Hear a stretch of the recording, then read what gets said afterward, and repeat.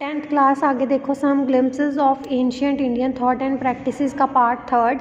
Once the story goes, king Janak of Maithil present Bihar called a meeting of the scholars to discuss some ticklish issue based on high philosophic thought. Ticklish मतलब होता है बेटे अहिंसा। ऐसी ही कहानी कहते एक बार जो है मैथिल, जिसको आज का बिहार कहा जाता है, कि राजा जनक के बीच में जो किसी जटिल समस्या की, कौन सी, अहिंसा के जो बेस पे आधारित थी, अहिंसा के विचारों पर आधारित थी, उसके लिए विचार विमर्श करने के लिए जो है सभा बुलाई गई, मीटिंग ऑफ द स्कॉलर्स, विद्वानों की। A well-known sage named Ashtavakra, so called because of his deformed body, एक जो है अष्टवक्र नाम के एक प्रसिद्ध ऋषि को भी उस सभा में जो है निमंत्रित किया गया था।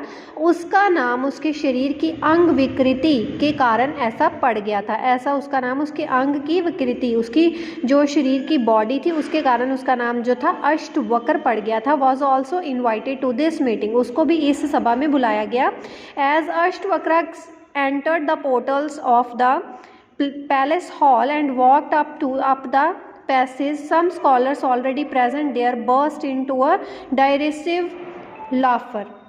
जैसे ही जो अष्टवक्र है ने महल के सभा भवन में प्रवेश किया था, में एंटर किया उसने, तो जो गलियारे में चल रहे आने लगा, और वहाँ से जो पहले ही उपस्थित कुछ जो विद्वान थे वो उसका जो है मजाक उड़ाने लगे, उसका उपहास भरे जो है ठहाके लगाने लगे।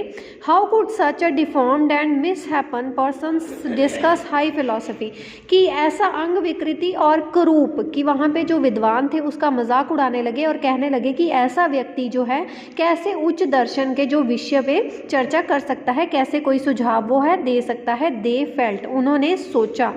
अष्टवक्र